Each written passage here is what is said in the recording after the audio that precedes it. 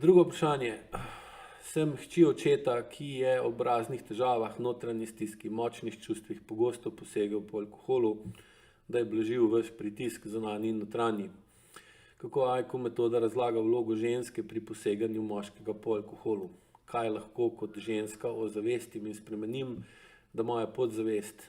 kjer so vzorci prednikov, ne bo vplivala na bodočega partnerja?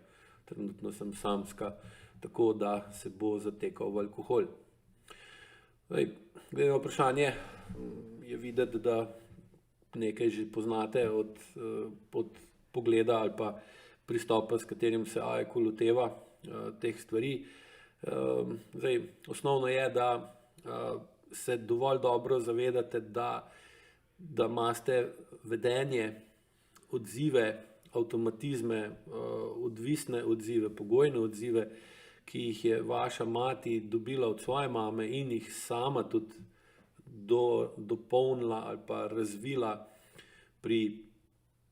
svojem življenju, tako v otroštvu, najstništvu kot odraslem življenju, da ste v svojem otroštvu vi od nje prevzeli delno ali v celoti, brez da bi imeli možnost odločanja ali vplivanja na to, katere vzorce od nje boste vzeli, katere ne. In na ta način v bistvu nam starši predstavljajo skozi prakso opazovanja in sobivanja z njimi, kakšno je normalno življenje odraslih oseb. In seveda potem tudi, ko mi odrastemo, ko enkrat pridemo po zakonu časa v fazo odraslosti, se tudi v naši podzavesti vedno bolj močno aktivirajo te vzorci, ki smo jih podedovali ali pa prenesli od svojih staršev. In tako tudi naša podzavest takrat vpliva in vidi svet okoli vas in kako vi vplivate, kako se vedete v tem svetu na podoben način kot pri svojih starših in potem ponavljate njihove vedenjske vzorce. Seveda tukaj pa pride do zmešnjave ali pa mešanja med vašimi zavestnimi vplivi, ker rečete, jaz nočem biti takšen kot moja mama ali pa moj oče, hočem biti drugačen, nočem ponavljati njegovih napak, jaz bom drugačna oseba, jaz ne bom pil,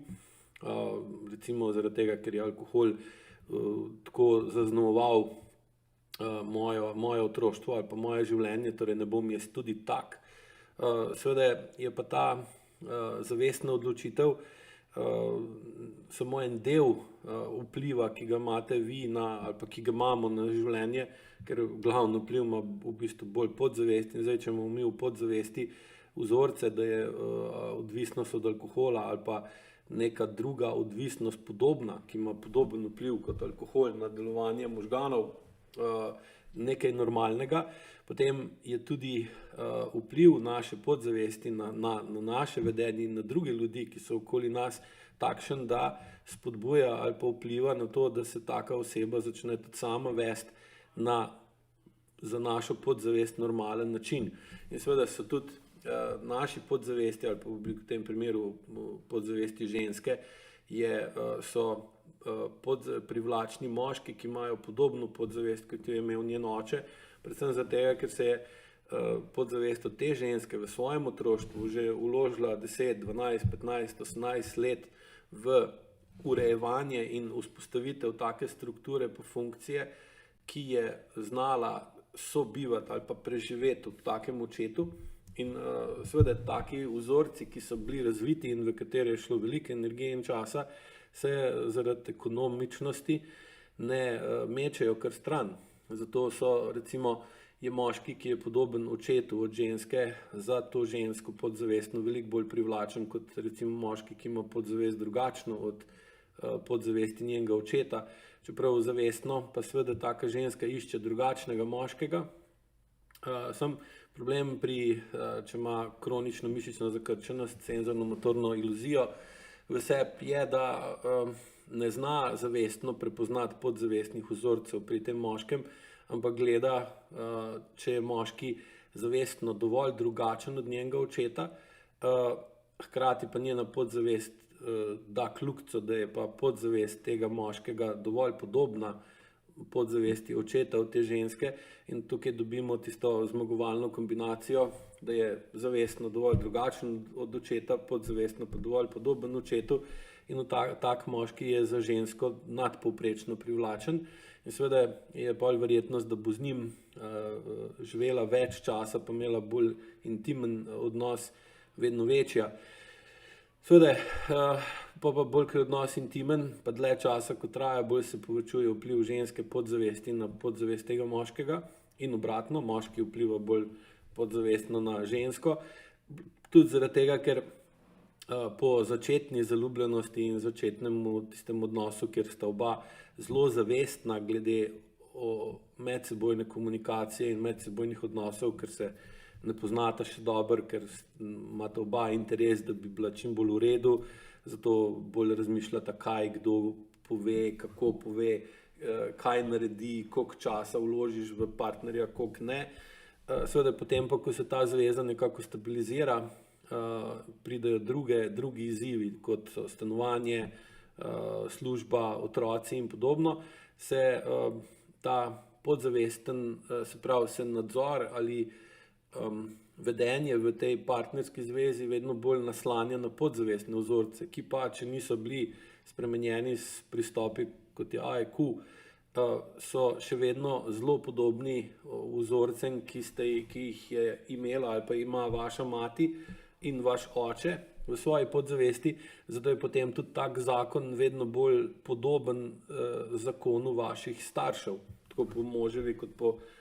vaši strani. In seveda je potem lahko tudi,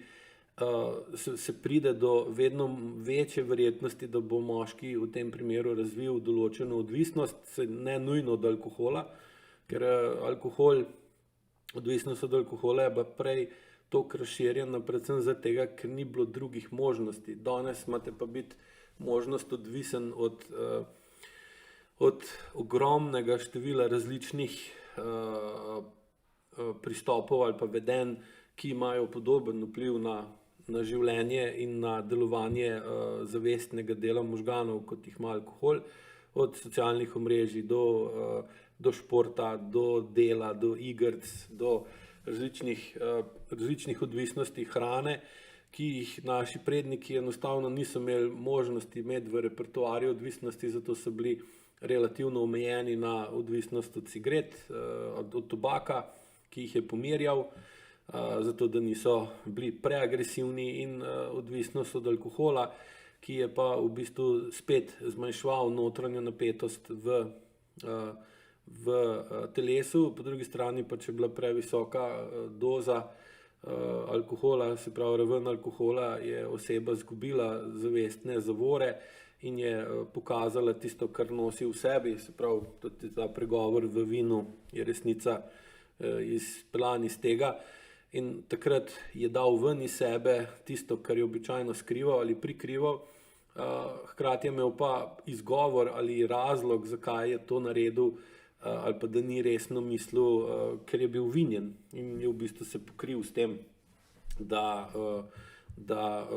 pač ni mogel si pomagati, ampak drugače, ko pa ni pijan, je pa čisto v redu človek, ker seveda oboje drži, sem tukaj pol vidite, kako ima zunanjo pa notranjo osebnost ali pa vedenje. In seveda z leti je potem ta verjetnost vedno večja in sploh glede na to, da ima alkohol funkcijo, da pomiri moškega,